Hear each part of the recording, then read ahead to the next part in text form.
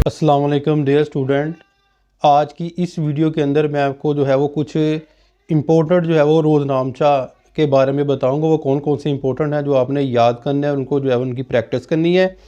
ये वाला क्वेश्चन आपको 10 नंबर का आता है। इसके अंदर मुकालमा नगारी, रुदाद नवेसी और रोज़नामचा के अंदर जो है वो या होता है। ठीक है, इन तीनों यानी कि ये टॉपिक है, उन तीनों में से जो है वो और या होता है। इनमें से आपने एक जो है वो टॉपिक के ऊपर आपने जो है वो क्वेश्चन का आंसर लिखना होता है। और वो कौन कौन से इंपॉर्टेंट जो है वो रोज़नामचे हैं वो मैं आपको बताता हूँ। एक तालिब इल्म का रोज़नामचा, ठीक है, उसके बारे में आपने कंप्लीट डिटेल देनी है। एक कारोबारी शख्स का रोज़नामचा, ठीक है। फिर अलविदा तकरीब से मुतल्लक रोज़नामचा। फिर आपने लिखना है एक शादी की तकरीब से मुतल्लक रोज़नामचे का एक वर्क जो है वो।